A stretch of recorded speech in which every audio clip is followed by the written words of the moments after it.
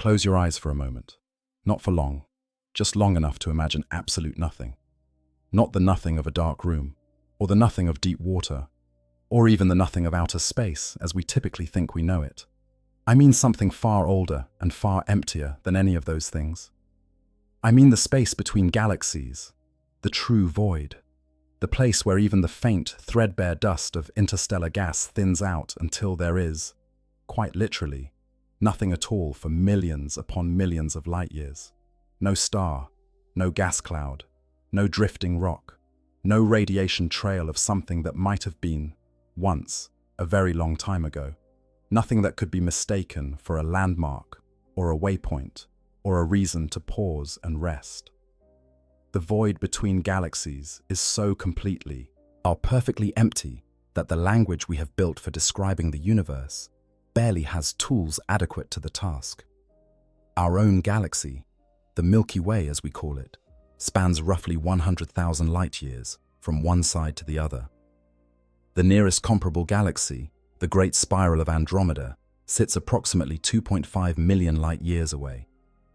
To cross that distance traveling at the speed of light, the absolute fastest that physics as we understand it allows anything to move, would require 2.5 million years of continuous travel. That is longer than modern humans have existed as a recognizable species. That is longer than most species that have ever walked the surface of this planet managed to survive before extinction claimed them. You would set out from one galaxy and spend more time in featureless, lightless, a starless void than the entirety of recorded human history multiplied by 1,000 before you glimpsed another sun. No warmth reaching you from any direction. No gravitational anchor to orient you, to tell you which way is up or down or toward anything at all. No landmarks in any direction. Nothing above you, nothing below you, nothing to either side. Just the cold, the silence, and the slow drift of particles spaced so far apart that describing them as sparse gives them too much credit. Imagine what that crossing would feel like. Even with perfect technology, even with food and shelter and the company of others, the psychological weight of it would be crushing. To know that the nearest star, any star in any direction, is hundreds of thousands or millions of light years away. To know that if anything went wrong, if any system failed, if any calculation proved incorrect, there would be no help coming from anywhere. Nothing between you and oblivion but the fragile shell of whatever vessel carried you. Now imagine surviving that crossing while remaining hungry. This is where the Tyranids came from. Or more precisely, this is what the Tyranids crossed to get here. Whatever the Tyranids were before they arrived at the rim of the Milky Way galaxy, whatever ancient history, whatever origin story, whatever first moments of biological hunger drove them out into that incomprehensible darkness, they endured that crossing. They moved through something that is, by every reasonable measure, the most hostile and inhospitable environment the universe has ever produced. And they did it not as a desperate, dying remnant, not as refugees clinging to survival on fumes and hope, not as a dwindling convoy of the last few survivors of something that had been greater once. They came as a vast, organized, purposeful, hungry swarm, a living fleet of organisms, large enough that individual bioships the size of cities drifted in formations so dense they could eclipse entire constellations. A consciousness distributed across billions of individual creatures, all linked, all thinking, with the same ancient purpose, all pointed toward the same destination. Think about what that truly means. Really let it settle in. Whatever intelligence or process or evolutionary drive pushed the Tyranids out into the void between galaxies had already done this before. The Tyranids were not stumbling into the intergalactic dark for the first time, uncertain of what they would find. They had already crossed other voids. He had already arrived at other galaxies, had already consumed enough biomass on the other side to sustain a fleet of living starships through millions of years of absolute nothingness. And when the collective attention of the hive mind finally turned toward the distant, faint psychic signature of our little galaxy, that crossing was simply the price of a meal. That thought alone is worth dwelling on. The void between galaxies is so hostile that even our most ambitious hypothetical science fiction rarely imagines crossing it as a casual act. It is the kind of distance that civilizations might achieve once, with extraordinary effort, as the crowning achievement of millennia of technological development. For the Tyranids, it is a commute. That is where we begin today, not with the first battle of Macragge, not with the fall of the world called Tyran, not even with the first Genestealer cult that bloomed in the shadows of an imperial hive world decades before any hive fleet appeared in the sky. We begin in the dark, between everything. We begin before the screaming started. We begin with the question of what the Tyranids found when they turned their collective senses outward from whatever they left behind, aimed their hunger across the impossible emptiness of the intergalactic void, and started moving toward us. Because in the grim darkness of the far future, the most terrifying thing about the Great Devourer is not the claws, as terrifying as those are. It is not the biological weapons, or the adaptive evolution, or the capacity to strip a planet bare in hours. It is not even the hive mind's cold, vast, alien intelligence bearing down on a single world with the patience of something that has already lived through more time than our civilization can count. The most terrifying thing about the Tyranids is the simplest possible question their existence forces us to ask. What did they find here that was worth crossing all of that? And the answer, as we are going to explore today in careful, loving, and genuinely horrifying detail, is not a simple one at all. Welcome back to Finn the Emperor. Pull up something comfortable to sit in, maybe pour yourself a warm drink. Let yourself settle in for a long one, because the story we are telling today is one of the most deeply strange and genuinely unsettling pieces of lore in all of Warhammer 40,000. This is the story of the thing that came from beyond the stars, what it saw out there, what it wanted, how it found us, why it will never stop, and what it means that it is already here. Part 2. Before the First Hunger. Origins and the cosmic mystery of what they left behind. One of the most deliberately unsettling truths about the Tyranids in Warhammer 40,000 lore is that nobody knows where they truly came from. Not the Imperium of man, despite all its millennia of recorded history and the vast resources of the Ordo Xenos dedicated to understanding alien threats. Not the ancient and psychically gifted Aeldari, who have been reading the stars and the threads of fate for tens of thousands of years. Not even the Necrons, who have been observing the material universe in their long, slow, mechanical way for 60 million years, and have watched empires rise and fall and rise again like tides. But the Tyranids' true point of origin, where they first evolved, what world they called home before home became an obsolete concept, what their earliest form looked like before. Untold millions of years of self-directed evolution shaped them into what they are, is buried behind layers of intergalactic distance, deep time, and the simple physical fact that whatever they left behind is beyond any probe, any telescope, any form of observation that any species currently within the Milky Way is capable of deploying.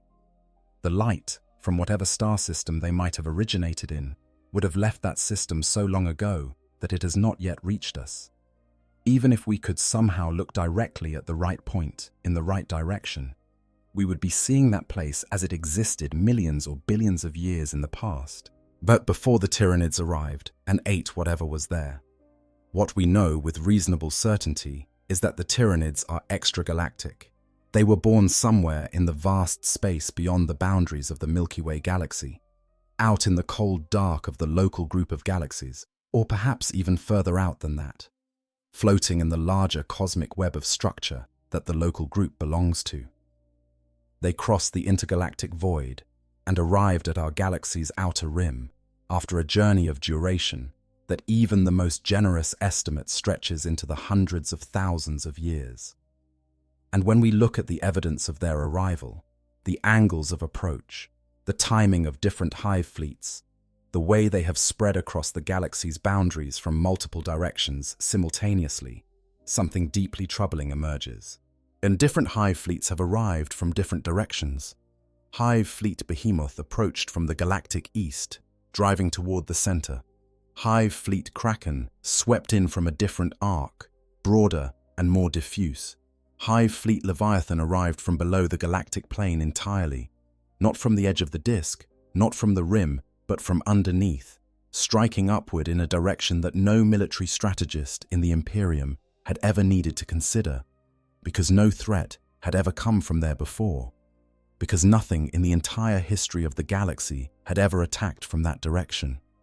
And these are only the three primary hive fleets that the Imperium has given names and dedicated entire wars to fighting. The Codex Tyranids acknowledges smaller designations like Gorgon, Jormungandr, Hydra, Tiamat, Kronos, Chimera, and others. A list that grows with each passing edition, each one representing a distinct tendril of the swarm approaching from yet another vector. Multiple hive fleets, multiple distinct angles of approach, which means one of two things. Either the Tyranids have spread so far across the outer void, over such a vast expanse of time, that they now effectively surround the Milky Way from multiple directions, positioned like something that has been slowly encircling its prey for millions of years, waiting for the moment to close in. Or different arms of the same original fleet have drifted so far apart during their long transit through the void that they effectively constitute separate invasions arriving from separate directions, the same organism's hands closing around the galaxy from opposite sides. Both conclusions are disturbing in different ways, and the lore does not definitively answer which is correct. It may be both simultaneously. There is a line in the 5th edition Tyranid Codex that I want to draw particular attention to, because it is one of the most quietly devastating sentences in all of Warhammer 40,000 lore. It states, almost in passing, that the Tyranids have already consumed 12 galaxies worth of biomass before arriving at the Milky Way. 12. Not 12 planets. Not 12 star systems. 12 galaxies. Full, entire galaxies. Each one a collection of hundreds of billions of star systems. Each of those potentially harboring worlds. Each world potentially harboring life, ecosystems, civilizations, entire histories of creatures that had evolved and lived and died and evolved again over billions of years. Are all of it consumed, all of it absorbed, all of that extraordinary, irreplaceable biological diversity and complexity processed into biomass and incorporated into the ever-growing catalogue of genetic information that the hive mind carries like a library of everything that has ever lived. If that number is accurate, or even if it is off by a factor of 10, and the real number is somewhere closer to 1 or 2, what we are dealing with is not an invasion in any sense that the word typically implies. It is not a migration, not a conquest, not even a predation in the conventional ecological sense. It is more like the slow, grinding passage of some geological or cosmic process. A phenomenon so old and so vast and so completely indifferent to the specifics of what it consumes that the Milky Way and all its hundreds of billions of stars and all the life they nurture represents, to whatever intelligence drives the hive mind, simply the next item on a menu that stretches back into time we cannot measure. This is the terrifying baseline truth about the Tyranids. Before we even get to their biology or their tactics or the specific tragedies of individual invasions, we have to reckon with the sheer antiquity of what they represent. Whatever they are, whatever drove them into the dark in the first place, they have been doing this for so long that our galaxy's entire history of life, from the first single-celled organisms that emerged in primordial oceans billions of years ago, through the rise and fall of the ancient alien civilizations that predated humanity, through the war in heaven between the Necrons and the Old Ones that reshaped the galaxy 60 million years ago, up to the present moment with all its wars and gods and desperate survival, all of that, from beginning to present, is a tiny fraction of the time the Tyranids have been moving through the dark. The scholars and fans of Warhammer 40,000 have spent years debating what drove the Tyranids to begin this existence in the first place, and the writers at Games Workshop have deliberately maintained the ambiguity because uncertainty is fundamental to the horror. But the main theories are worth examining because each one adds a different layer of darkness to the picture. The first and most widespread theory is the simplest and arguably the most existentially bleak. The Tyranids consumed everything in their home galaxy and have simply been searching for new feeding grounds ever since. In this reading, there was no external pressure. No disaster drove them from their origin. No predator made them run. They ate until there was nothing left. And then the cold mathematics of hunger told them that somewhere beyond the void, there must be more. So they went looking. They stripped their home galaxy of every scrap of biological matter, every forest, every ocean, every civilization, every microscopic creature in every cave on every moon, and then moved on to the next one, and the next one, and the next. This version of events is the most psychologically honest about what the Tyranids are. It removes the possibility of sympathy or context. There is no tragedy here, no loss that drives them, no injury that makes their hunger understandable. They are simply a predator that ate itself out of a home and kept going because stopping would mean dying. And the hive mind is very, very good at not dying. The second theory, which finds support in certain textual clues in the lore, is that something is chasing the Tyranids. That somewhere in the space beyond the Milky Way, there is a threat powerful enough and terrible enough that the hive mind, the same hive mind that faces down chaos gods with indifference and treats the loss of billions of its own organisms as acceptable arithmetic, decided that running was the better strategic option. That whatever waits out in that dark is worse than the Tyranids. That they turned toward the Milky Way, not because it was the most appealing target, but because it was the direction away from something they could not consume or outmaneuver. This theory is supported by the commitment with which the hive fleets press their invasion. There is no hesitation once a target is chosen, no probing half measures, no reserves held back in case the campaign goes poorly. The moment the Tyranids orient toward a galaxy, they come with everything they have, as if the alternative, turning around or slowing down, is not a tactical option, but an existential impossibility. Some argue this speaks to desperation more than confidence. That the hive mind's relentless forward momentum is not the calm certainty of a predator that has all the time in the universe, but the driven urgency of something that cannot stop moving without dying. If this theory is correct, whatever waits behind the Tyranids is something that, mercifully, nobody in the Milky Way will ever have to encounter directly. The Tyranids are between us and it. The shield between our galaxy and something that scared the Great Devourer is a hive fleet the size of everything we have ever fought combined. That thought has its own particular flavor of cosmic horror.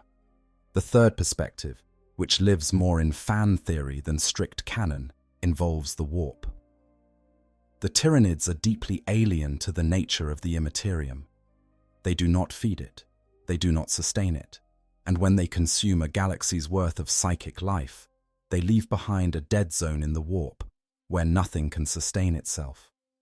Some theorize that in consuming 12 previous galaxies, yes, the Tyranids inadvertently killed the warp entities that fed on those galaxies' living minds, creating voids in the Imperium, cold dead spaces where chaos itself cannot survive, and that these dead spaces in the warp may actually be a feature rather than a bug.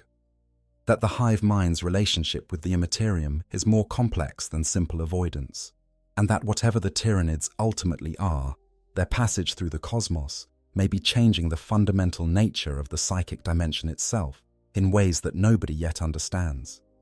This remains speculative, but in a universe where every other major faction has a complex, layered relationship with the warp, it seems almost conspicuous that the Tyranids' relationship to it is defined purely by absence.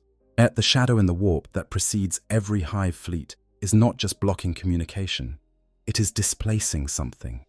Something is being pushed out of the way, and what that displaced presence does, where it goes, and what consequences follow, that is a story the lore has not yet finished telling. What all of these theories share is the core truth that the Tyranids did not arrive in the Milky Way by accident. There was purpose behind the crossing, there was direction, and that direction was established long before our galaxy had any idea it was being watched. Part 3. The Signal in the Dark. The Pharaohs, the Horus Heresy, and the terrible accident that lit up the void. The story of exactly how the Tyranids came to turn their attention toward the Milky Way is in Warhammer 40,000 lore, yet bound up with one of the most consequential events in the setting's history. And it begins with a device that nobody was supposed to find, an accident that nobody could have predicted, and a cascade of consequences that would not fully manifest for nearly 10,000 years after the moment that caused them. It begins with the Pharaohs. We need to set the scene carefully here, because the context matters enormously for understanding why this moment is so devastating in hindsight. The time is the 31st millennium. The galaxy is in the grip of the Horus Heresy, the catastrophic civil war in which half of the emperor of mankind's greatest warriors, the Primarchs and their Space Marine legions, turned traitor and began fighting to overthrow the Imperium they had spent centuries building. The forces of chaos were ascendant. Terra itself was besieged, and communication across the Imperium was shattered by a series of deliberate disruptions, including a colossal warp storm called the Ruin Storm, conjured by the Wordbearer's traitor legion during the Battle of Calth, which had cut entire sectors of the galaxy off from contact with the rest of the Imperium.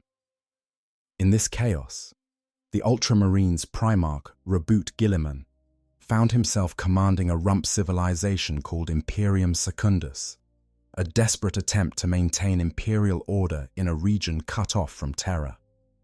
To hold this smaller empire together, to direct scattered loyalist forces through the warp storm that had blinded everyone, Guilliman needed a navigation beacon, something that could serve as a lighthouse in the darkness, guiding ships to his position when the Astronomicon itself was invisible through the interference.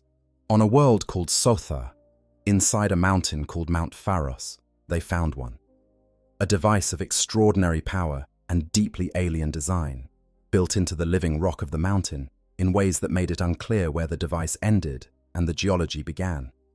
The lore eventually identifies this technology as Necron in origin, part of a network of beacons the Necrons had built during their ancient dominance over the galaxy, instruments of communication and navigation that operated not through the warp, which the Necrons avoided and distrusted, but through something the Lexicanum describes as quantum empathic resonance. The Pharaohs connected 2 points in the material universe directly, and bypassing the warp entirely through a mechanism involving quantum entanglement at a fundamental physical level. It harnessed empathy, the resonance between minds that desire connection with each other, to create a path through space that needed no warp at all. In practice, the Pharaohs served Guilliman's Imperium Secundus as precisely the lighthouse it appeared to be. Ships could navigate by it through the ruin storm. Loyalist forces scattered by the war could find their way to Macragge. It was smaller than the Emperor's Astronomicon, described as a lantern to that device's lighthouse, a candle next to an inferno. But it worked, and it worked with a reliability that warp-based navigation could not match in those turbulent years. Then the Night Lords came. The Night Lords, a Chaos Space Marine Legion under the command of their gene-father, Primarch Conrad Kurza, learned of the Pharaohs' existence and mounted an assault on Sotha to claim it. An Iron Warrior's warpsmith named Barabbas Dantioch, who had been among those using and guarding the device, made the choice that defined the moment.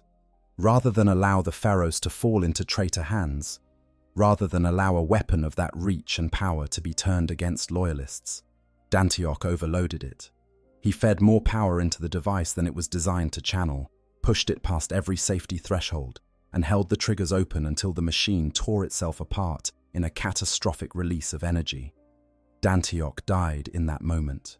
The Night Lords were scattered and defeated. The Pharaohs fell silent.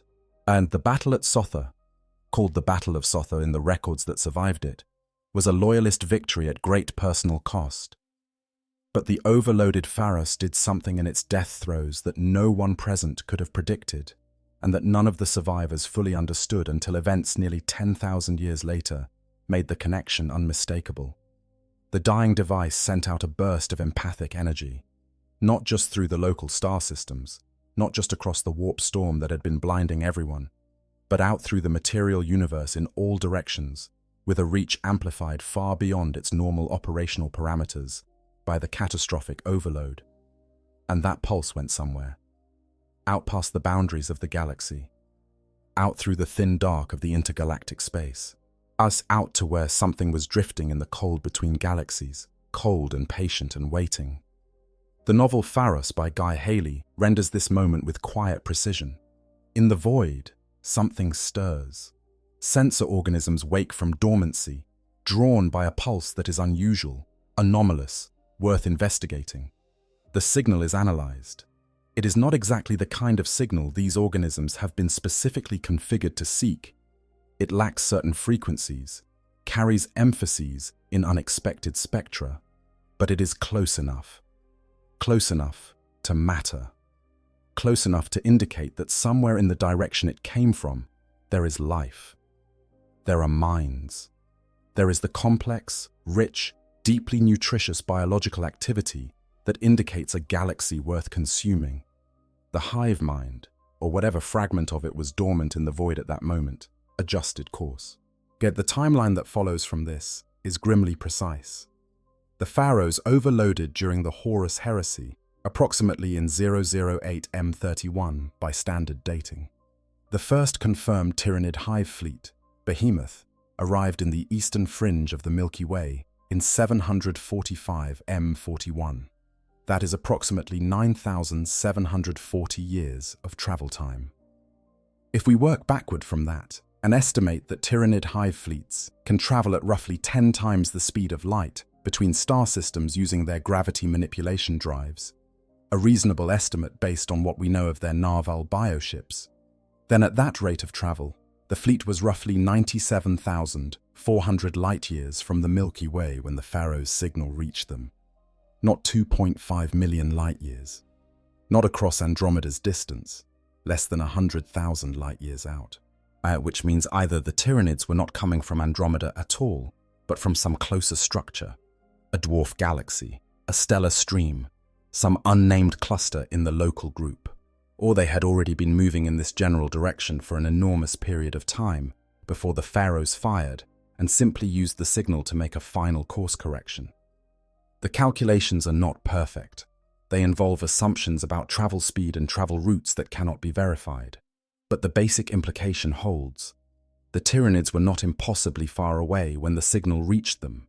They were already out there in the dark, relatively nearby in cosmic terms, and the Pharaohs gave them a reason to change direction. Then there is the Astronomicon. This is the Emperor's great psychic beacon, the lighthouse that burns above Terra and guides every Imperial ship with a navigator through the warp. It is powered by the Emperor's own psychic will, channeled through thousands of psychically gifted individuals, called the Adeptus Astronomica, who sacrifice their life force to maintain the signal. The Astronomicon blazes out across roughly 70,000 light-years and is, by any measure, the most powerful psychic signal in the entire Milky Way. It is orders of magnitude more powerful than the Pharos ever was, and it has been burning since before the Great Crusade. Once the hive mind turned toward the Milky Way, the Astronomicon became a second beacon, brighter than the first, more constant, pointing straight toward the most populated, most heavily defended, most psychically rich cluster of worlds in the entire galaxy, of the home system of humanity itself. There is a bitter irony in this that is entirely appropriate for the setting. The Astronomicon holds the Imperium together. Without it, warp navigation over long distances becomes impossible, and the Imperium collapses from within. No resupply, no reinforcement, no communication across the stars. It is simultaneously the thread that holds civilization together and the signal that draws the most dangerous predator in the universe toward the densest concentration of the very thing it hungers for most. Turn it off, and the Imperium dies from within. Leave it burning, and the hive fleets navigate by it toward terror itself. The choice was made the moment the Pharaohs was overloaded on Sotha, by people who had no idea what they were doing. By a brave man making the right tactical choice in a desperate moment, who could not have known what that choice would cost the galaxy 10,000 years later. This is the Warhammer 40,000 universe at its most characteristic. The tragedy is not malice. It is not stupidity. It is simply the universe being enormous and complex and indifferent, full of consequences that cascade so far from their causes that no mortal mind could ever trace the line between them. Part 4. The architecture of hunger, the hive mind, the shadow in the warp, and the living fleet. Before we follow the Tyranids through the specific history of their invasions, it is worth taking real, serious time to understand what the Tyranids actually are at a fundamental level.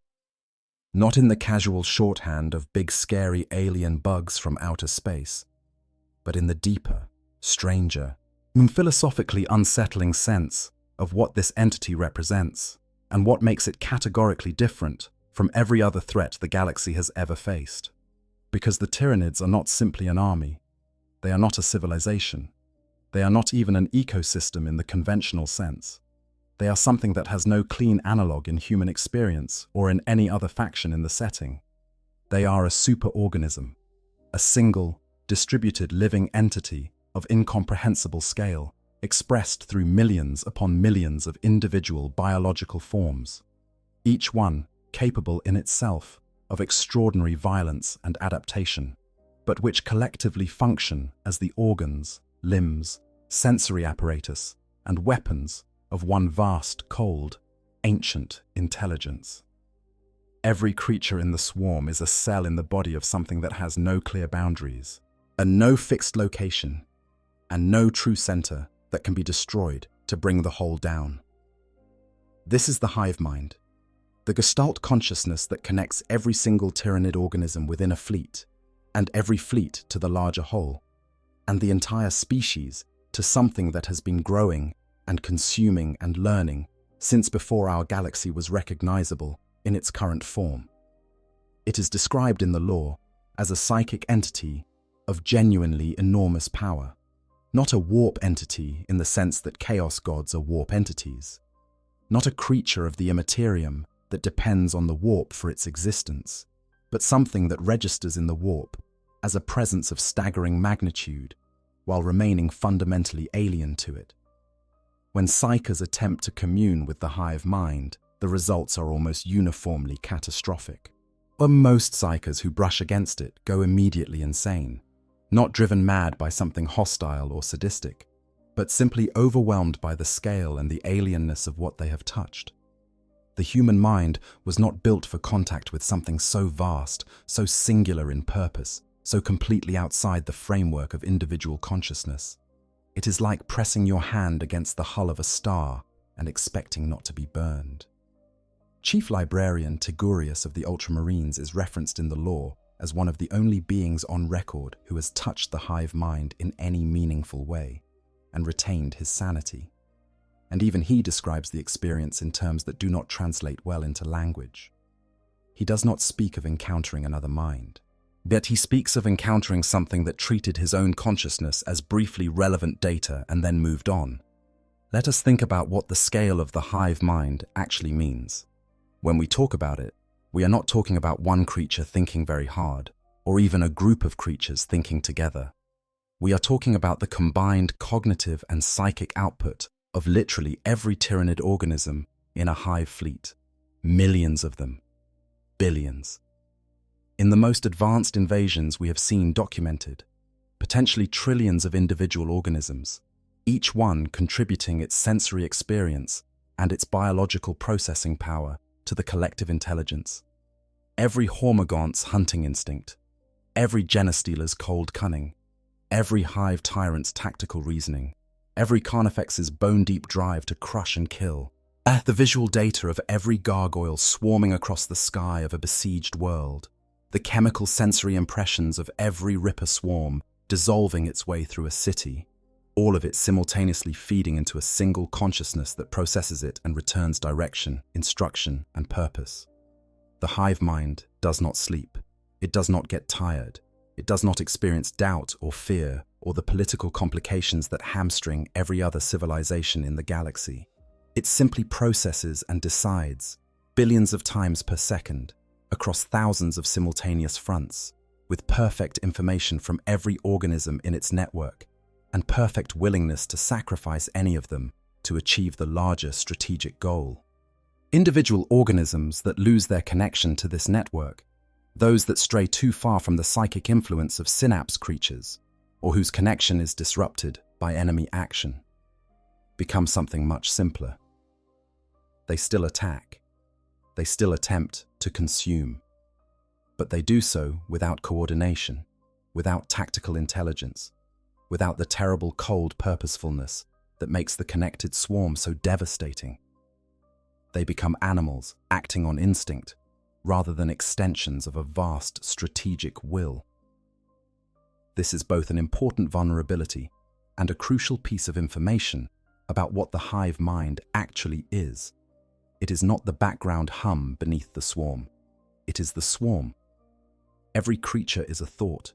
Every tendril is an arm. The hive mind is not contained in any part of it. It is distributed through all of it simultaneously. In-synapse creatures serve as relay nodes in this distributed network. Larger, more psychically capable organisms like hive tyrants, Tyranid warriors, and the newer neurotyrants whose role in 10th edition lore has been expanded considerably. These creatures amplify the hive mind's signal outward to the lesser bioforms in their vicinity, keeping them connected, keeping them oriented, preventing the tactical degradation that comes when smaller organisms slip off the network. Destroying a synapse creature creates a local disruption, a bubble of uncoordinated feral behavior in the organisms that had been relying on it for direction, which is why anti-synapse tactics have become a cornerstone of effective Tyranid defense doctrine for every species that has fought them long enough to develop any doctrine at all. Before we go any further, we should talk about the specific shapes that this biology takes on the battlefield, because the individual bioforms of a Tyranid invasion each tell their own story about what the hive mind has learned and what it has decided to invest in over the course of its long experience with consuming civilizations. The Hormigaunt is the most basic ground unit of a Tyranid invasion, and it is worth pausing on that description because basic ground unit, in the context of the Tyranids, means something profoundly different from what it means for any other military force. A Hormigaunt is a fast, four-limbed biped, roughly human-sized, equipped with scything claws and a drive to close into melee as quickly as possible. It is bred in numbers that challenge the imagination. Truly enormous numbers, not hundreds or thousands, but hundreds of thousands. Millions, moving as a coordinated biological tide that washes over defensive positions the way water washes over stones. One Hormigaunt is a manageable threat. 100 is dangerous. 100,000 moving as a single coherent surge with the hive mind's synaptic direction, keeping them coordinated and purposeful, are something against which a standard infantry firing line will ultimately run out of ammunition before running out of targets. The Termagant complements the Hormigaunt in tactical terms, a ranged organism that carries living weapons fused directly to its forearms. The Fleshborer fires a burst of tiny organisms that burrow into whatever they hit, the biological equivalent of self-guided explosive rounds. The Devourer launches swarms of living teeth at high velocity. Different variants carry different organic weapons tailored to different tactical situations. When Hormigaunts and Termagants operate together, the Hormigaunts closing to melee while the Termagants provide fire support from behind them, they create a tactical problem that requires simultaneously addressing both threats. You cannot advance your line against the Hormigaunts while the Termagants tear you apart from range. You cannot concentrate fire on the Termagants while the Hormigaunts reach your position. Having to do both simultaneously while the shadow in the warp suppresses your psychers and your communication infrastructure is down, is an experience that no defender survives with their tactical composure entirely intact. The Tyranid warrior occupies the critical middle tier, a larger, more heavily armored organism equipped with a mix of ranged and melee weapons and, crucially, functioning as a synapse creature. Warriors are often the backbone of Tyranid ground forces precisely because they combine genuine combat capability with the synaptic function that keeps the lesser organisms coordinated and connected. They are the management layer of the hive mind's biological army, the organisms that keep the vast unthinking mass pointed in the right direction. The Carnifex is one of the most immediately recognizable creatures in Warhammer 40,000, and for good reason.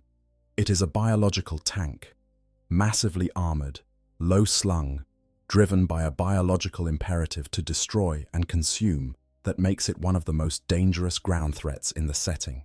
A Carnifex can bring down fortifications through sheer physical impact. It can crush vehicles with its claws. It has enough raw biological durability that stopping one requires either sustained concentrated fire or weapon systems that would threaten armored vehicles. And the hive mind breeds them like it breeds everything else, in the quantities that the available biomass permits, which in a campaign where an entire planet's biology is being consumed and converted means quantities that make the concept of a single Carnifex encounter feel almost quaint. Hive tyrants are the apex predators of the Tyranid ground forces, massive, often winged organisms of extraordinary psychic power and physical capability that serve simultaneously as the hive mind's most powerful direct instrument on the battlefield and its most critical synapse creature. Everything else in the swarm benefits from a hive tyrant's presence, and everything coordinates better, hits harder, maintains direction under pressure more effectively. And when a hive tyrant falls, the disruption radiates outward through the entire local network, temporarily degrading the coherence of every organism that had been relying on it. This is why killing hive tyrants has become the central priority of almost every documented successful Tyranid defense, and why the hive mind positions and protects them with every resource it can divert to that purpose. Then there are the specialists. The Lictor, which does not fight like anything else in the swarm. It operates alone. It infiltrates behind enemy lines weeks or months before the main force arrives, hunting specific targets: commanders, communication relays, intelligence officers, the human infrastructure of a defensive effort. It can suppress its own psychic signature enough to slip through the shadow in the warp undetected by both the defenders and by most detection methods. It can flatten its biology into surfaces, change its coloration, remain motionless for as long as necessary. It is built for patience in a way that even other Tyranid organisms are not. The Lictor is the proof that the hive mind thinks about what comes before the battle, not just the battle itself. The Trigon tunnels upward through the ground beneath a fortified position that has spent years hardening its surface defenses without once considering that the threat might come from directly below. It creates a passage that other organisms can follow, converting a fortified perimeter into a location that can be attacked from the inside simultaneously with the outside. The zoanthrope floats on its own telekinesis, because its enormous hyperdeveloped brain has expanded so much that the rest of its body is barely sufficient to support it, and conventional movement became impractical, and focuses that vast psychic capacity into devastating ranged attacks that can destroy vehicles and fortifications from a distance. The venomthrope trails clouds of toxic mist that corrode armor, poison flesh, and turn the immediate atmosphere of a battle zone into something hostile to everything that breathes. Each of these represents an identified tactical problem and a biological answer, an answer that was designed, grown, deployed, and refined in response to specific challenges the hive mind encountered and decided needed a solution. When the Imperium developed particularly effective fortification techniques, the Trigon emerged to address them. When psychic warfare proved devastating against the swarm, Hive Fleet Kronos adapted with even stronger shadow in the warp capability, specifically targeted at disrupting warp-based powers. The relationship between what the Tyranids face and what they field is the direct expression of a learning process that has been running for longer than our galaxy has existed in its current form. Now, the shadow in the warp. This is arguably the most strategically significant weapon in the Tyranid arsenal, and it is not even a weapon in the conventional sense. It is a side effect, a consequence of scale rather than a capability deployed with intent. The sheer psychic mass of a hive fleet, billions of organisms connected in a single pulsing gestalt consciousness, all broadcasting and receiving through the Imperium simultaneously, creates a presence in the warp so overwhelming that it drowns out everything else in the surrounding space. Not like a spotlight shining into a dark room, more like a sun going supernova inside the room. Everything else simply disappears in the brightness. For species that depend on the warp for communication and navigation, which is essentially every spacefaring civilization the Imperium has ever encountered, including humanity, the shadow in the warp is catastrophic in ways that begin long before a single Tyranid creature makes landfall. Navigators attempting to guide ships through the warp near a hive fleet lose their ability to perceive the Astronomicon. Astropaths trying to send emergency messages find their psychic calls drowned out by the static of the swarm's broadcast. Warp travel near a hive fleet becomes unreliable to the point of suicidal. Ships attempting emergency jumps away from a Tyranid attack may find themselves unable to find safe translation points into the warp, unable to navigate once within it, and unable to translate back out where they intended.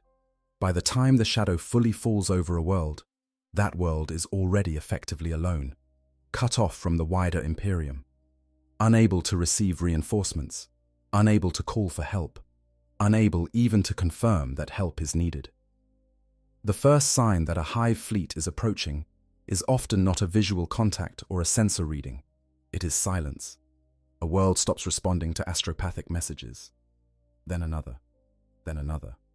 And by the time the silence has been noticed and a response has been dispatched, the fleet is already in the system, and it is far too late. What makes this detail even darker is what the lore notes about the shadow in the warp's relationship to deliberate intent. The Tyranids are not generating it as a calculated weapon. It is simply what happens when that much psychic life exists in that concentrated a space. They are not trying to blind you. They are simply so vast that you cannot see past them. The distinction is philosophically significant. A weapon can potentially be countered by disabling the mechanism that generates it. A fundamental property of the entity itself cannot. And then there is how the Tyranids actually travel between the stars, which is one of the most elegantly designed pieces of biological engineering in the setting's entire mythology. The Tyranids do not use the warp for travel. This is deliberate and presumably ancient, a feature bred into the species at some point in its deep past, possibly because the warp is dangerous to traverse and unreliable, and the Tyranids have always been about absolute, grinding, certain advance rather than rapid, unpredictable movement. Instead, their fleets travel through the material universe using a specialized organism called a narval, a small, an almost completely defenseless bioship distinguished by a cluster of extraordinarily sensitive monofilament spines along its bow that can detect gravitational and electromagnetic signals across distances measured in tens of thousands of light years. The narval senses a distant star system.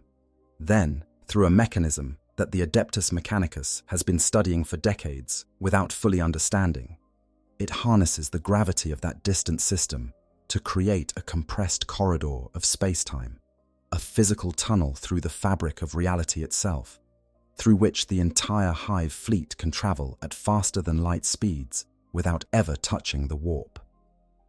The process works only in open interstellar space.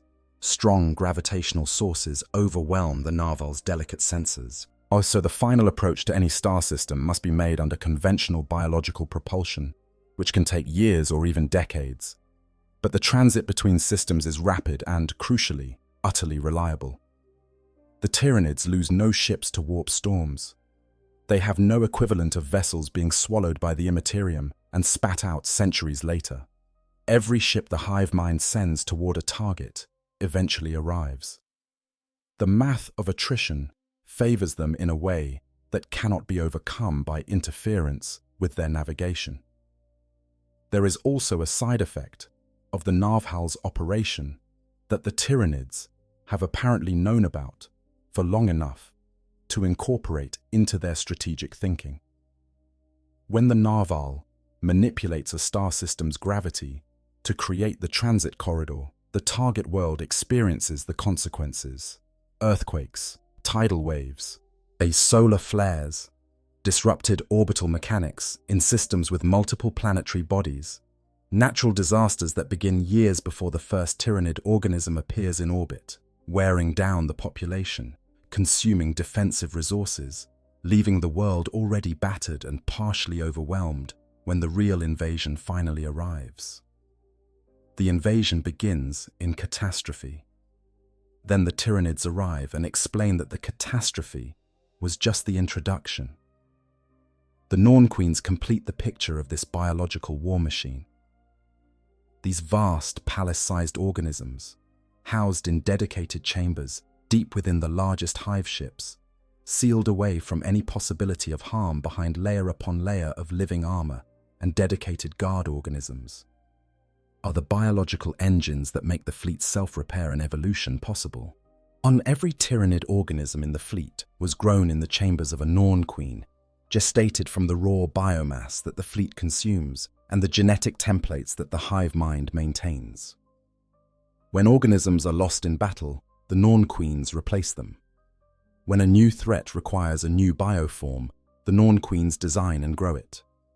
When the hive mind samples the genetic code of a consumed enemy and decides that particular adaptation would be useful, it is the Norn Queens who incorporate it. This is the architecture of hunger.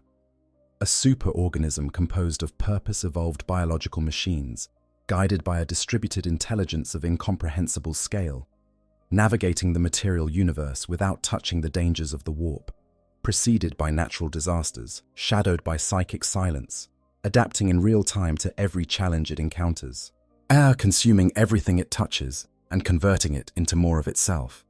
It has been doing this, in some form, for longer than any civilization in our galaxy has existed. Part 5. The Silent King's Terrible Discovery. There is another witness to the Tyranids in the void, a witness who encountered them not after they had already entered the Milky Way, not during the aftermath of their first invasion, but out in the intergalactic dark itself, where they move between galaxies. A witness who was, at the time of that encounter, the only living being from within our galaxy who had ever been outside it and returned, and who had been wandering that void for longer than most civilizations have existed.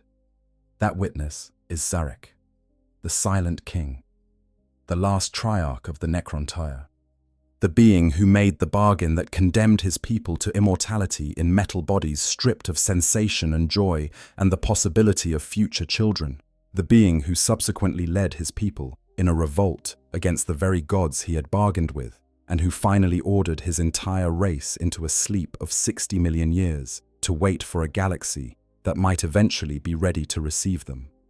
Zarek did not join his people in that sleep. He could not. The weight of what he had done to the Necrontyre, stripping them of their biological existence, transforming a vital and diverse civilization of organic beings into an immortal but increasingly hollow race of metal constructs, was something he could not simply close his eyes against. He chose exile instead.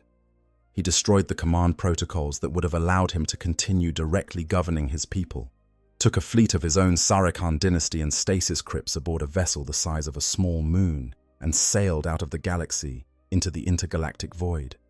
There, in the dark between everything, he would carry his guilt alone. For millions of years, Sarek wandered the void.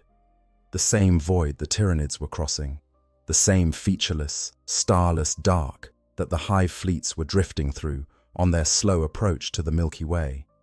And at some point, the exact circumstances are kept deliberately vague in the lore, partly because Zarek does not explain himself, and partly because those who ask too many questions about his time in the void tend to be taken by his Triarch Praetorians and not seen again.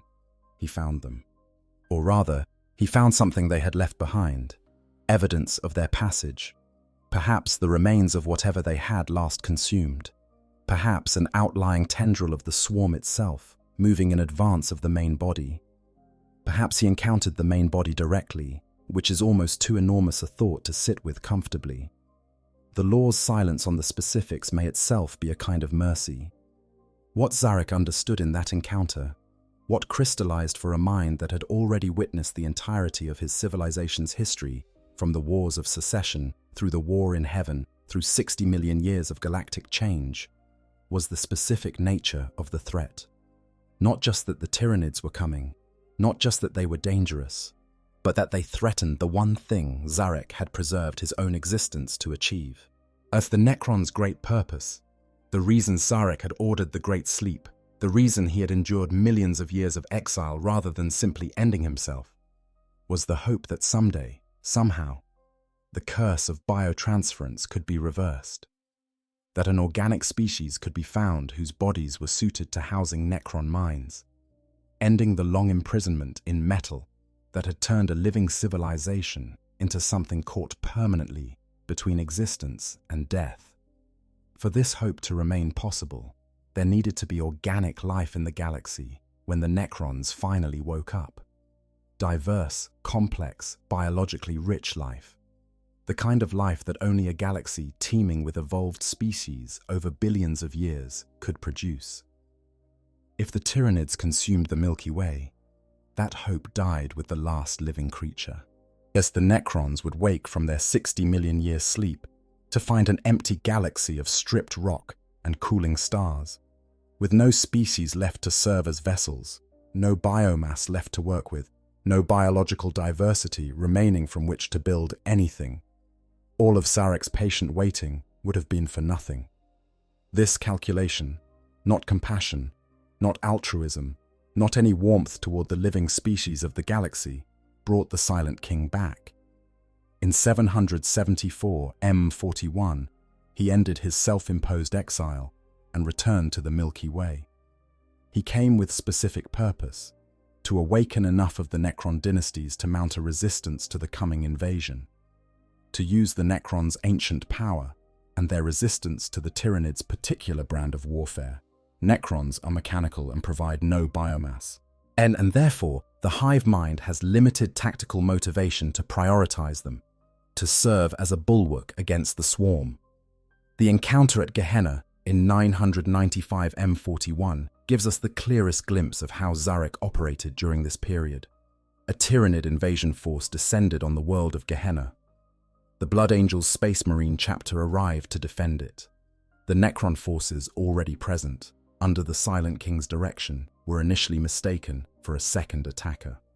What followed was one of the most improbable team-ups in the setting's history, a three-way engagement that eventually resolved into a temporary alliance between the Blood Angels and the Necrons against the Tyranid threat. What makes this scene so revealing is the nature of the negotiations. And both sides approached the alliance intending to betray the other at the first opportunity. The Blood Angels brought a concealed cyclonic warhead to the meeting, intending to detonate it if the opportunity arose. The Necrons knew this. They let the Blood Angels go unharmed anyway, because the math of the situation was more important than the provocation. Zarek needed every possible weapon against the Tyranids. Commander Dante of the Blood Angels needed every possible weapon against the Tyranids. Those aligned interests were sufficient for temporary cooperation, even between people who fully intended to kill each other the moment the immediate threat was neutralized. This is the texture of politics in the Warhammer 40,000 universe at its most bleakly honest. As the galaxy is so dangerous that even ancient enemies can find themselves working together, not because anything has changed about their fundamental relationship, but because the thing coming from outside is so much worse than their quarrel with each other. Zarek had seen the Tyranids at closer range than anyone else in the galaxy. He had seen them in the void, undiluted and unadulterated by the selective sample of what attacks a specific galaxy at a specific time. And he came back, not to make friends, not to forge lasting alliances, but to make sure there was something left to preserve, when the swarm finally arrived in force. The most ancient, most patient, most coldly rational intelligence in the Milky Way looked at the Tyranids and decided they were the most dangerous thing he had ever encountered. And that is a data point that deserves significant weight. Part 6. The First Wave, Hive Fleet Behemoth, the Fall of Tyran, and the First Tyrannic War. The official first contact between the Imperium of Man and a Tyranid hive fleet is recorded as occurring in 745 M41 at a world called Tyran. It was not a famous world, not a strategically critical world, just an outpost, a small research station of the Adeptus Mechanicus positioned on a planet in the eastern fringe, far from the populated heart of the Imperium, monitoring the quiet of the galactic rim with the methodical patience of an organization that understood cosmic time in ways that most Imperial citizens never would. The first indication that something was wrong came not from Tyran itself, but from the worlds around it. Survey ships conducting routine sweeps of the region began reporting anomalies. Systems that had been marked as inhabited, or at least habitable, on earlier charts were returning empty readings, not damaged or destroyed in ways consistent with known threats, not bombed-out ruin fields or the debris clouds of orbital bombardment, not the scorched surfaces of an exterminatus action. Simply empty, stripped. Every measurable organic compound consumed from the planetary surface down to the bacterial layer, leaving nothing behind but bare rock, residual atmospheric chemistry, and the eerie silence of a biosphere that had ceased to exist. Worlds that had been home to forests or oceans or entire ecosystems had become geological samples. Inquisitor Fidus Cryptman of the Ordo Xenos, already investigating the pattern of silent worlds, was racing toward Tyran when the swarm arrived. He did not make it in time to witness the attack directly. What he found instead, arriving in the aftermath, was a planet in the final stages of the same stripping process that had consumed the systems before it, and buried 3 kilometers below the surface in a bore shaft that had been hastily sealed against detection, left by Margos Varnak, the station's commanding officer in the last hours before the end, was a data codex, a desperate gift to whoever might come after. Cryptman read that codex. He understood what it contained, and he made the decision that would define the next several decades of his life and the entire subsequent development of the Imperium's understanding of the Tyranid threat. He ran. He ran ahead of the swarm, reaching system after system ahead of the invasion front, burning out astropaths in his effort to punch warning messages through the shadow in the warp that was already descending behind him, racing the Hive Fleet's advance to reach Macragge and the Ultramarines before Hive Fleet Behemoth, the designation he gave the swarm after the ancient Terran mythological beast, arrived there too. He made it. Barely. With enough lead time that Marnius Calgar, chapter master of the Ultramarines, could make the decision to fortify his homeworld rather than attempt to meet the swarm in open space. It was the right decision. In open space, with the bioships outnumbering the Imperial fleet by ratios that made conventional naval tactics meaningless, attempting to fight the Hive fleet ship for ship would have been annihilation. At Macragge, as with fortified positions and defenders who could force the Tyranids to spend their biological mass pushing against prepared defenses, there was at least a chance. The battle that followed, the Battle of Macragge, centerpiece of the First Tyrannic War, was one of the most terrible engagements in recent Imperial history, and the scale of what it cost is worth spelling out clearly so that the victory is properly contextualized. The Ultramarines' entire first company, every veteran warrior in Terminator armor, the most experienced soldiers the chapter had produced over centuries of war, the accumulated legacy of 10,000 individual warriors' lives and training, died in the defense of the polar fortresses. Not died fighting a retreat. Died where they stood, holding their positions until every last one of them was gone. Because holding those positions was more important than their survival. The price of the victory at Macragge was the chapter's irreplaceable core, and Calgar himself, fighting on the surface against the Swarm Lord, the hive mind's most directly controlled personal instrument of war, a creature that has been killed and regrown repeatedly throughout the history of the invasions, because the hive mind invested too much specific tactical intelligence in that bioform to simply abandon the design, was gravely wounded. He survived. He spent a long time being rebuilt in apothecarian care. He then spent the rest of his existence trying to make sure the rest of the Imperium understood what was coming. The destruction of Hive Fleet Behemoth as a coherent force required the Emperor-class battleship Dominus Astra to charge directly into the heart of the remaining Tyranid fleet and detonate its warp drives in a cataclysm of mutual annihilation. The ship was gone. The crew was gone. But the core of the Hive Fleet went with them. Behemoth was broken. The Imperium declared it a victory, and then made a mistake that would be made again and again and again in the decades to come. They assumed the worst was over. The political logic was understandable in its way. The administratum began questioning the continued cost of maintaining large military presences on the eastern fringe, when there had been no further Tyranid contact in the years following Macragge. But the data codex from Tyran that had given the Imperium its first real intelligence on the enemy was filed and catalogued and lost in the grinding bureaucratic machinery of an empire managing a million crises simultaneously. The extraordinary tactical lessons of Macragge, hard-bought in Terminator armored lives, began to fade from institutional memory as the veterans who had fought there aged and died and were replaced by younger soldiers who had not. And in the darkness of the eastern fringe, the splinter fleets that had survived the destruction of Behemoth's main body drifted and fed and regrew. The Tyranids had already begun their next approach. Part 7. Shifting Shadows. Hive Fleet Kraken and the Second Tyrannic War. 250 years passed.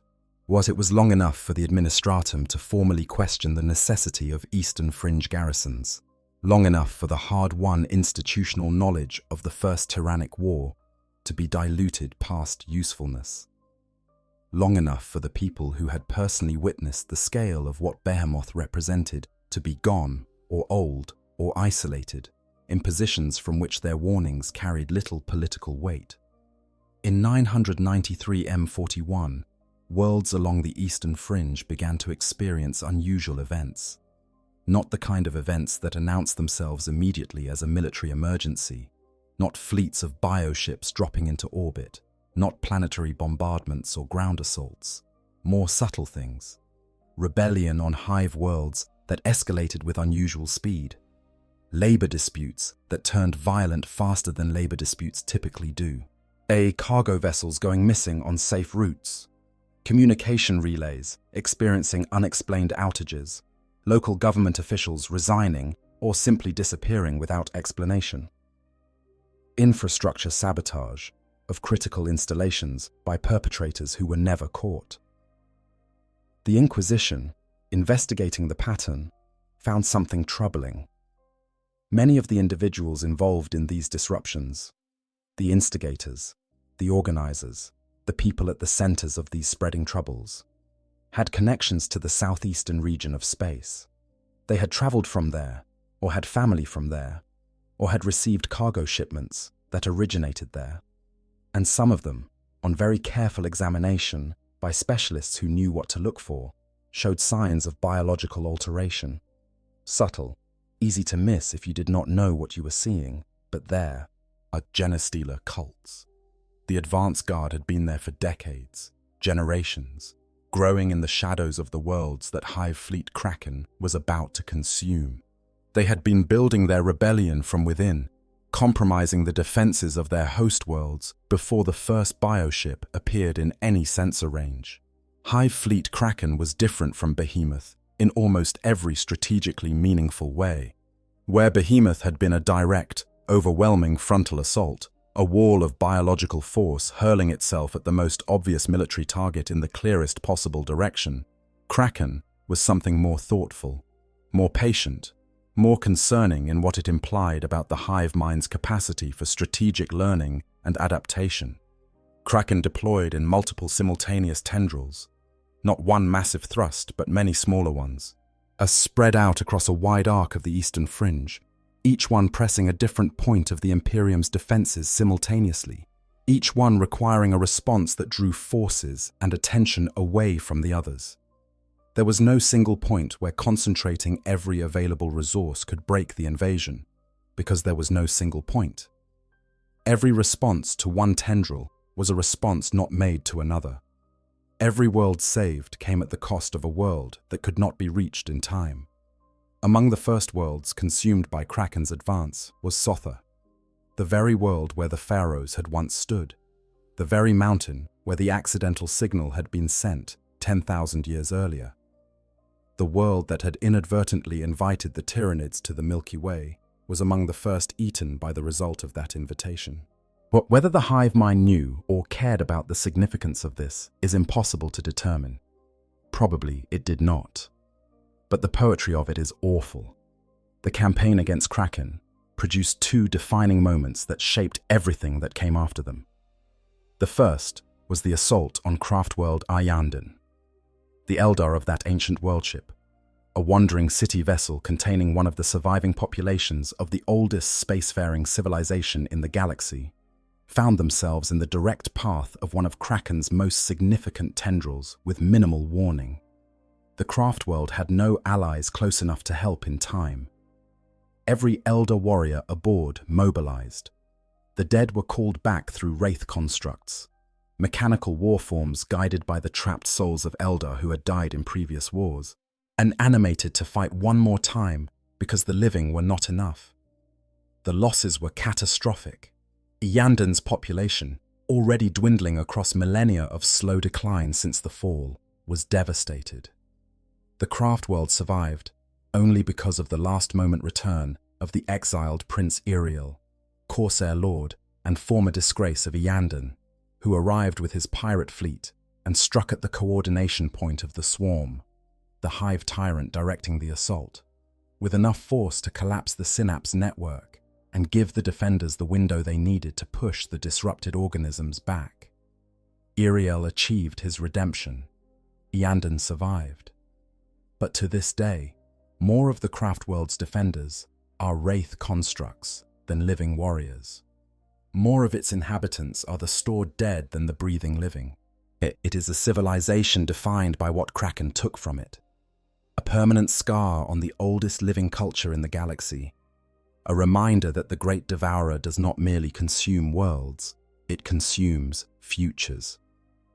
The second decisive engagement was the Battle of Ichar IV, where Marneus Calgar, drawing on his direct experience against Behemoth to outthink and outmaneuver a Tyranid force in ways that a commander without that background could not have managed, led a combined Imperial defense that included the first documented deployment of Tyranid bio-titans. These colossal organisms, which dwarf even Imperial Titan war machines, represented a significant escalation in the scale of Tyranid ground forces, and their deployment at Ichar IV demonstrated that the hive mind had assessed the previous invasion's losses and was investing in heavier firepower for the current one. Kraken's main thrust was broken at Ichar IV, its remaining forces scattered into splinter fleets. The Second Tyrannic War ended, as the first had ended, with a decisive Imperial defense that prevented the total consumption of key systems. And the Imperium began, with greater urgency than before, to recognize the pattern. This was not going to stop. Each new hive fleet was larger, smarter, and more strategically sophisticated than the last. Each defeat taught the hive mind something.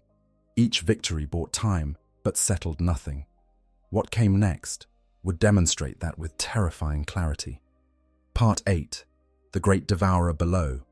Hive Fleet Leviathan, the Third War, and in the world that should have ended. If Behemoth was a hammer, and Kraken was a spreading net, Hive Fleet Leviathan was something that demonstrated a level of strategic imagination that defied everything the Imperium's military planners had built their doctrine around. In 997 M41, less than 5 years after Kraken's defeat, Inquisitor Lord Cryptman, who had spent the intervening years obsessively monitoring every whisper from the galaxy's edges for the pattern he knew he would eventually see again, detected the signs of a new approach. Not from the eastern fringe. Not from any of the directions that defensive preparations had been oriented toward. From below the galactic plane. Hive Fleet Leviathan was attacking from a direction that made no military sense according to any existing doctrine. But because nothing had ever attacked from there before. The galaxy is, broadly speaking, a disk. Civilizations and military infrastructure exist within that disk, oriented to defend against threats approaching from the edge or from across the plane. No strategist had ever needed to plan for something coming from underneath, because the assumption, never explicitly stated but deeply embedded in every plan, was that threats came from the same general direction as the targets. Nobody had considered securing the floor. Leviathan's approach did not come as a single thrust. It came in two massive tendrils, positioned wide apart, designed to close around a large swath of the galaxy like the jaws of a biological vice, isolating entire subsectors between them, cutting off astropathic communication, severing warp travel routes, as creating isolated pockets of worlds that could not call for help and could not receive it.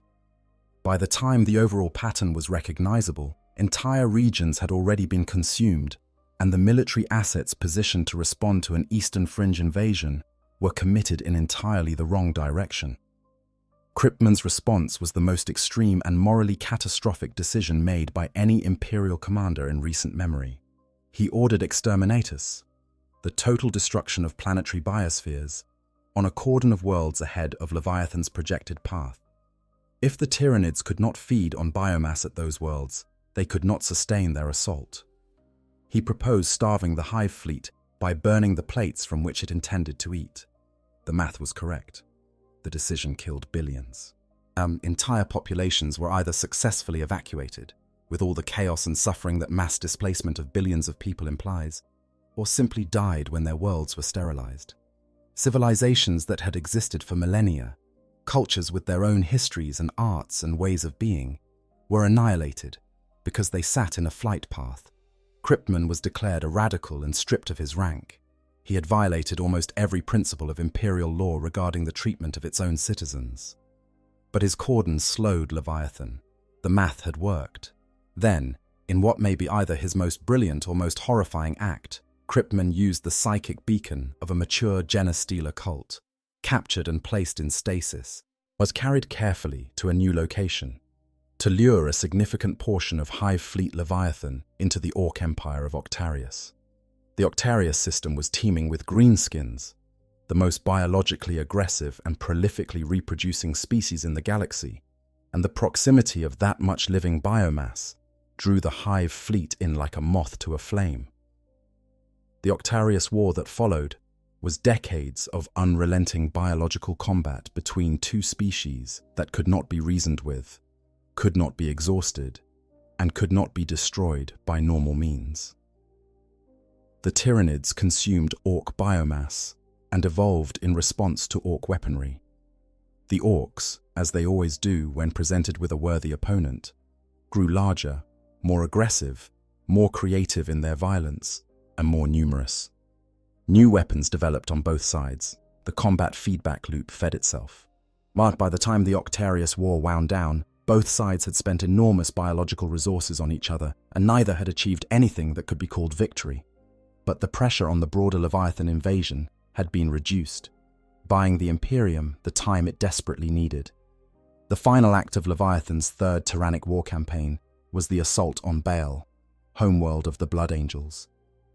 A tendril of the Hive fleet larger than anything previously recorded descended on the system. The Blood Angels called in every successor chapter they could reach, assembling one of the largest single concentrations of Space Marine strength in centuries. Approximately 30 chapters, some 300,000 warriors total, all converging on Baal for what looked very much like a last stand. The Blood Angels had fought for months, yet they had lost moon after moon in the system. They were bleeding losses they could not replace. Then the Great Rift opened. The galaxy-spanning warp catastrophe that tore the Milky Way in half sent cascades of demonic incursion boiling into real space across the entire conflict zone. Blood legions of Khorne, the demons of the chaos god of war and slaughter, poured through a tear in the fabric of reality directly into the battle zone at Baal. And now 3 forces were fighting simultaneously. The Blood Angels holding the line, the Tyranids pressing it, and the demons pouring through the middle of everything. Demons kill Tyranids, but provide no biomass. From the hive mind's tactical perspective, fighting demons is a pure cost with no benefit. You spend organisms and gain nothing for it. The disruption was enough. But the Blood Angels survived. Leviathan retreated from Baal. But Leviathan was not defeated. It was pausing. Part 9. The Living Advance Guard. Genestealers, cults, and the shadow that walks among us. Everything we have discussed so far has been about hive fleets, the enormous biological armadas that arrive from outside the galaxy and begin the direct consumption of worlds. But there is a component of the Tyranid invasion strategy that is older, quieter, more patient, and in many ways more disturbing than anything that falls from orbit on a drop assault. It was already here before the first hive fleet crossed the galactic rim. It is here now, in worlds that have never seen a single Tyranid organism. It is building, generation by generation, in the shadows of cities that believe themselves safe, as embedded in populations that do not know what is living among them. The Genestealer and the cults it builds are the true measure of the hive mind's strategic patience. Genestealers are the creatures the Imperium encountered first, long before anyone knew what a Tyranid was. On the moons of Imgal, on derelict space hulks drifting through the void, in the occasional cargo hold of a merchant freighter that arrived at port with fewer crew than it departed with, and no explanation for where the missing people had gone. Genestealers moved through the civilized galaxy like a slow-spreading infection that nobody had yet identified as an infection. The Imperium classified them as an unusual alien predator native to certain environments. The Ordo Xenos put them in files. Various Space Marine chapters purged various infestations. Nobody, for a very long time, made the connection. The truth is that Genestealers are purpose-bred advanced scouts and infiltrators, sent ahead of the main hive fleet by decades or centuries to prepare a prey world for consumption. They are not large by Tyranid standards, roughly human-sized, though low to the ground with a powerful build, but they are devastatingly capable in combat, with 4 arms ending in claws designed to open ceramite armor and reflexes that exceed those of Space Marines in close quarters. They are also, and this is the part that takes time to fully appreciate, genuinely intelligent.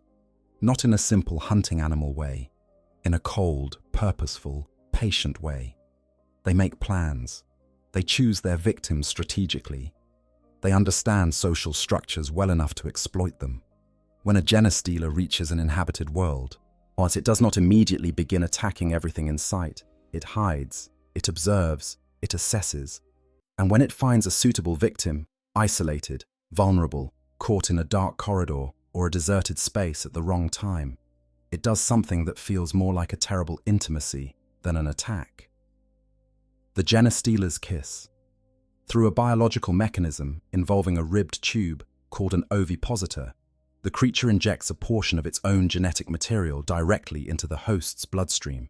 The process is not understood as an attack by the victim. The Genestealer's psychic presence, even in individual specimens, carries a hypnotic quality that overrides the natural panic response. The victim feels, in that moment, something closer to religious ecstasy than pain, and when they wake up, their psychology has changed. They revere the Genestealer. They become, without any further coercion, loyal to it as a holy figure, as a god, as the progenitor of a new and better way of living. The victim's firstborn children are hybrids, part human, part Genestealer, and obviously alien in appearance. Too many fingers, chitinous patches on skin, eyes that catch light wrong, builds that suggest muscles and joints that do not work the way human muscles and joints work. These children carry the same psychic compulsion to revere the original Genestealer. They are called to spread the blessing further, to find new hosts, to grow the congregation of the emerging cult. The second generation of hybrids is more human-looking, but still noticeably unusual. The kind of unusual that prompts neighbors to avoid eye contact and look away. The third generation is odd, in ways that could be explained as birth defects or unusual genetics, but passes for human in most circumstances. The fourth generation is completely human in appearance, a genestealer cult that has reached maturity, that has been growing for 3 or 4 generations, can have billions of members. They can be embedded in every level of a planet's social structure, from the lowest workers in the deepest underhive to the mid-level functionaries who keep administrative machinery running to, in the most thoroughly infiltrated worlds, senior political and military positions. They look completely human. They hold jobs, have families, participate in civic life. They are indistinguishable from their neighbors. They worship the Star Children. They await the day of ascension. They pray for salvation from the great beings from beyond the stars whose genetic gift runs in their blood. And they are very, very good at not being noticed while they prepare. The cult maintains itself through the broodmind, a localized psychic gestalt generated by the patriarch, the original genestealer, grown massive and powerful over generations of psychic feeding on its congregation's devotion. This broodmind serves as a beacon, a small, persistent psychic signal that the approaching hive fleet can home in on from hundreds of light years away. As the fleet draws closer, the signal strengthens. As it strengthens, the reaction in the broodmind intensifies. And when the fleet is close enough, within a few hundred light years, are close enough that its arrival is no longer a question of if, but of when, the subliminal signal triggers the cult, all at once, across every city, every base, every installation on the affected world, simultaneously. The day of ascension arrives. The cultists rise. Not some of them, not the most radical, not only those who have lost control, all of them. The billion-strong congregation that has spent decades quietly building weapons in maintenance tunnels, that has filled key positions in military units and communications infrastructure, that has compromised the planetary defense force from within to the point where half the soldiers defending the world are about to change sides. They all rise at the same moment. The chaos is immediate and catastrophic. Command structures collapse as key figures are assassinated or simply stop following orders. Infrastructure goes dark. Emergency communications fail. The planet tears itself apart from within. By the time the hive fleet drops into orbit, the world's defenses have been doing the hive mind's work for it. The bioassault that follows is the closing act of a process that began decades or centuries earlier in the dark. And then, in what remains one of the single darkest details in all of Warhammer 40,000 lore, the hive mind consumes the cult too. Every member, patriarch and hybrid and fully human brood brother alike. They were never going to be uplifted, never going to be saved, never going to be welcomed by the Star Children as kin or worshippers or anything other than biomass. Yet they were useful biomass. Biomass capable of operating weapons and undermining defenses and preparing a prey world for consumption more efficiently than any Tyranid organism could have done. But biomass is all they ever were. They die believing in their religion. Probably many of them die grateful, certain that their sacrifice is meaningful, certain that the Star Children see them. The Star Children do not see them. The Star Children are not capable of seeing them in any way that could be called recognition or acknowledgement. They are prey that prepared itself for consumption and then walked willingly into the harvest. And the hive mind's relationship to their deaths is the same as its relationship to the deaths of everything else it has ever consumed. This is the full shape of the Tyranid invasion strategy. But the hive fleet is not the beginning. The genestealers are the beginning. The cults are the long shadow cast ahead of the swarm across centuries of infiltration and patient preparation. The silence that precedes each hive fleet's arrival is not the silence of empty space. It is the silence of a galaxy that does not yet know what is growing inside it. Right now, in worlds throughout the Milky Way, this process is underway. In mining colonies and forge worlds and hive cities that have never registered a Tyranid presence on any scanner, cults are in their second or third generation. Their patriarchs are growing. Their brood minds are strengthening. Their congregations are multiplying. And somewhere, drifting in the dark between the stars, hive fleet tendrils are listening for the signals. Part 10. The Fourth Tyrannic War and the Return of Leviathan. The current moment in Warhammer 40k's narrative timeline, the setting that drives the game in its 10th edition, currently the most recent major edition of the rules, is defined by a return. Not a new threat, not a fresh incursion of an unknown fleet. A return. The most dangerous hive fleet in recorded history, last seen retreating from the catastrophe at Bell, has come back. And it has come back in a direction, with a scale, and with a tactical sophistication that makes everything that came before it look, in hindsight, like the hive mind was still learning the shape of its prey. Hive Fleet Leviathan is attacking from the galactic west, from the Segmentum Pacificus, a region of the Imperium that has never needed to defend against a Tyranid incursion before, that has never needed to fortify against something coming from that direction, that has never generated the institutional knowledge of fighting the swarm that the Eastern Fringe and the defenders of Ultramar developed across 3 tyrannic wars at extraordinary cost. The campaign began, as these campaigns always begin, with silence. Not the silence of nothing happening, the silence of everything stopping. Astropathic messages from worlds throughout the Segmentum Pacificus began failing to arrive. Navigators reported disturbances along warp routes that should have been clear. Ships on scheduled runs failed to return. World after world after world simply went quiet. In a pattern that someone who had seen this before could recognize immediately, but that the defenders of a region who had never faced this before took precious time to interpret correctly. The shadow in the warp had descended.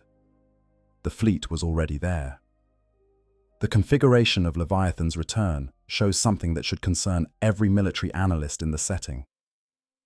3 distinct tendrils of the Hive Fleet, Hive Fleet Grendilus, Hive Fleet Nautilon, and Hive Fleet Promethor, launched simultaneous attacks in a coordinated geometric pattern, clearly designed to overwhelm the Imperium's capacity to respond. 2 tendrils attacked from above and below the galactic plane, drawing Imperial forces to respond and commit resources to those threats. And then Grendilus struck through the plane itself at an angle that cut behind the lines of the forces responding to the other 2 threats. It was a feint, a genuine military feint, executed by a consciousness distributed across billions of organisms, across thousands of light years. The hive mind is not just adapting to what it has encountered in the Milky Way. It is thinking ahead. It is setting strategic traps. It is treating the entire Segmentum Pacificus as a complex tactical problem to be solved through misdirection and geometry rather than overwhelming force alone.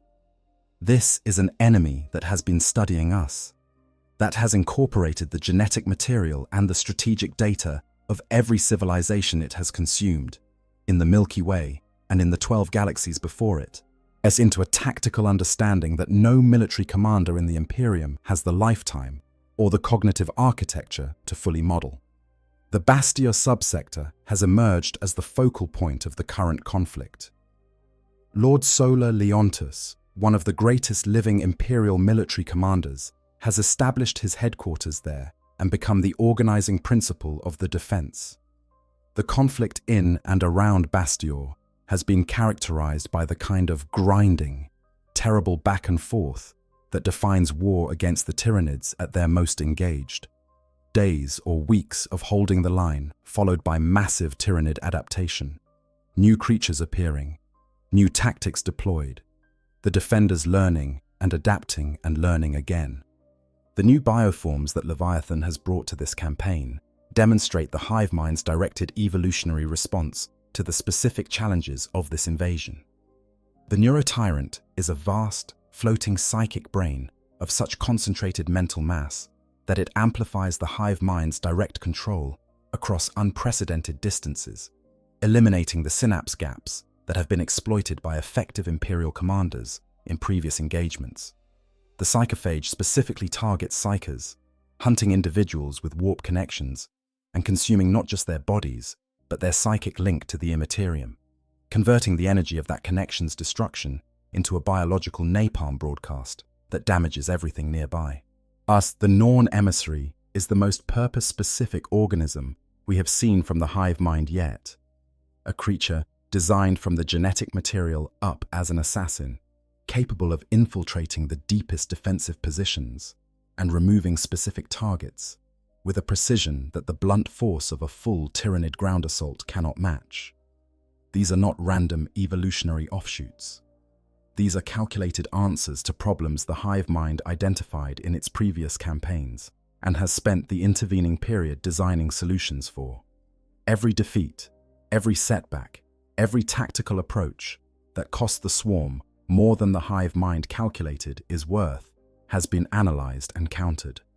The Leviathan that fought the Third Tyrannic War and the Battle of Baal was already terrifying.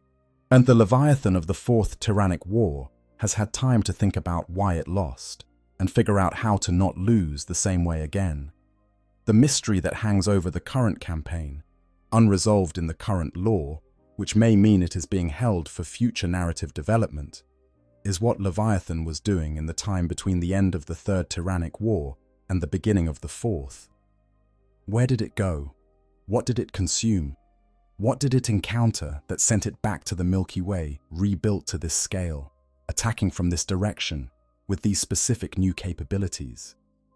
The answer to that question, when it comes, will tell us something important about the wider galaxy beyond the Milky Way's borders, about what exists in the space between galactic clusters, about whether the Tyranids are truly alone out there in the dark, or whether they have encountered other things that shape the direction of their return and the nature of their upgraded arsenal.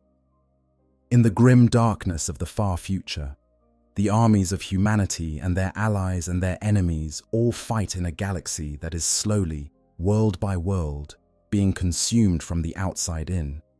The Bastia subsector holds today. It may hold tomorrow, but the tide does not retreat. The tide only pauses, regathers, and comes again. Part 11. What did they find? The true answer to the question.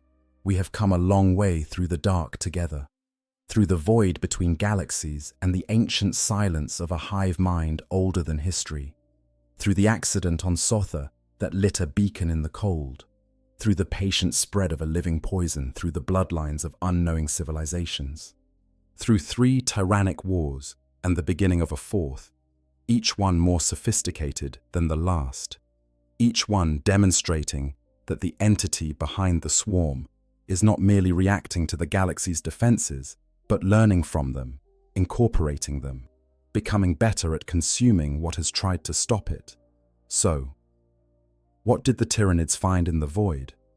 The literal answer is that they found us. They found the Milky Way galaxy, blazing with psychic energy and thick with biological complexity and alive with the kind of rich, layered, interconnected ecosystem that 10 billion years of evolutionary history produces in a galaxy full of warm stars and stable planetary systems. They found a meal of extraordinary quality. But the deeper answer, the one that makes the Tyranids genuinely profound, rather than merely impressive as a military threat, is more uncomfortable than that. They found us fighting. Think about what the Tyranids encountered when they oriented toward the Milky Way's psychic signal. Not a peaceful galaxy going about its business. Not a galaxy in some golden age of flourishing and security.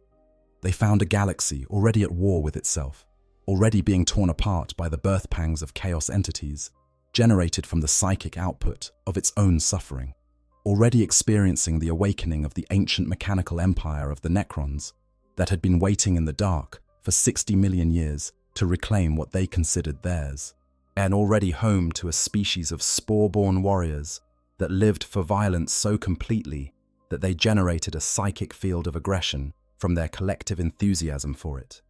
They found humanity, stubborn, creative, catastrophically violent, philosophically incoherent, producing miracles of science and art alongside industries of deliberate cruelty, persisting through conditions that should have ended them 100 times over because something in the human character refuses.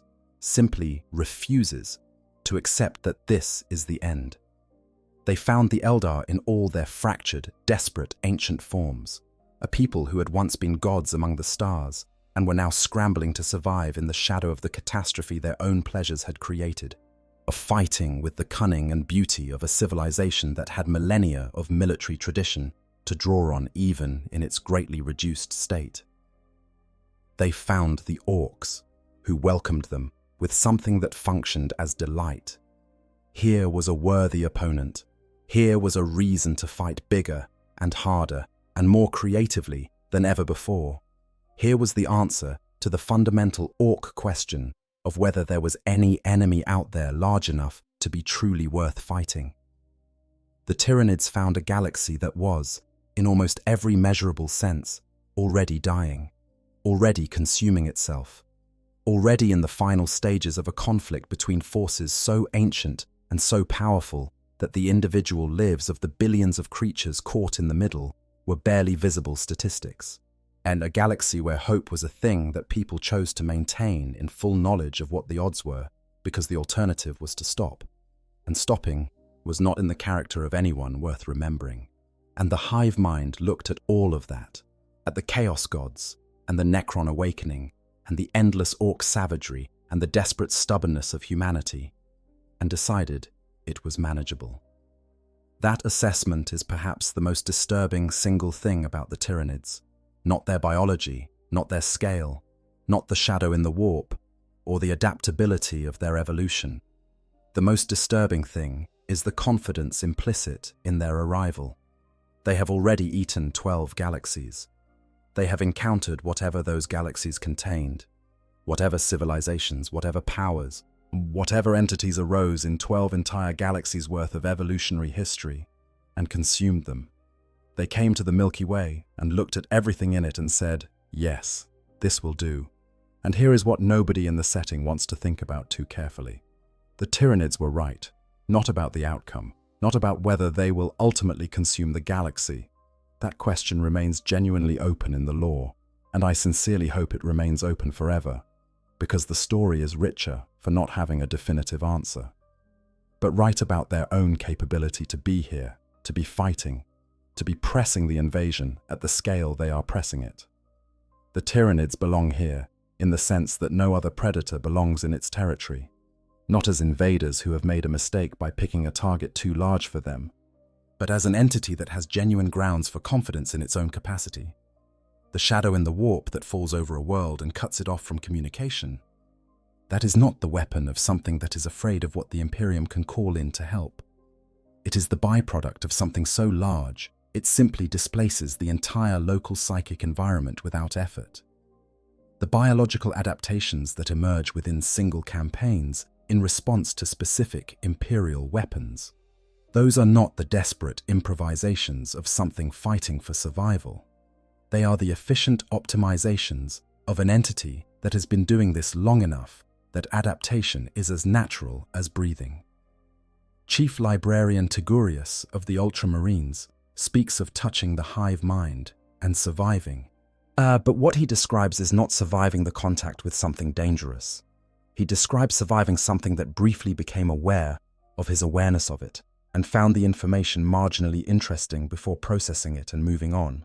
He was not fighting for his sanity against an entity that was trying to destroy him. He was simply briefly noticeable to something that processes the deaths of billions without meaningfully pausing. This is what the shadow in the warp carries. Not malice, not hatred, not the burning ambition of chaos or the mechanical cold precision of the Necrons. Just hunger. The same relationship to the galaxy that fire has to wood.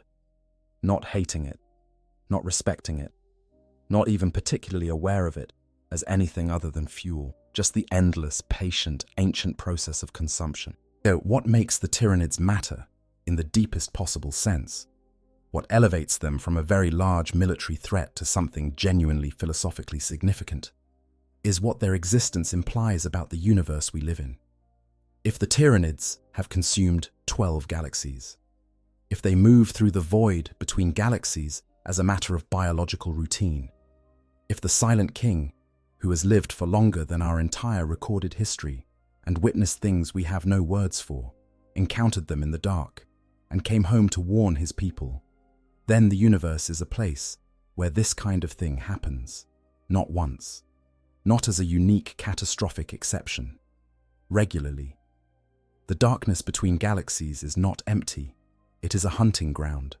The light of the Milky Way, blazing with the psychic lives of trillions of organisms, is not a sign of safety. It is the thing that draws the hunters. And the hunters come from a direction we cannot see, from a time before our history began, carrying the accumulated genetic knowledge of everything they have ever consumed, patient and purposeful, and absolutely certain that what they want is here. What did the Tyranids find in the void? They found us, still here, still fighting, still making noise that could be heard across millions of light years, still producing the kind of complex, layered, extraordinary biological and psychic output that only a galaxy full of life can make. They found a dinner, and they are setting the table. Thank you so much for spending this time with me today. This is, I genuinely believe, one of the most extraordinary pieces of lore in all of science fiction, not just Warhammer 40,000, but anywhere. The Tyranids as a concept carry a kind of cosmic horror that works on multiple levels simultaneously. They are an immediate military threat. They are a long-term existential threat. They are a philosophical statement about the nature of the universe and the place of individual consciousness within it. And they do all of that while also being, frankly, some of the most visually spectacular and lore-rich creatures ever put on a tabletop. If you enjoyed this deep dive, please hit that like button. It genuinely helps the algorithm understand that this kind of long-form lore content is worth sharing, and it helps the channel reach more people who love this universe as much as we do. If you are new here, welcome to Finn the Emperor, and please subscribe so you never miss a lore video. Let me know in the comments what you think about the question at the heart of this one. What do you believe the Tyranids found in the void? What do you think was behind them, if anything? And what aspect of 40,000 lore would you like to see covered next? The universe is enormous and full of stories, and we have only just begun to map it.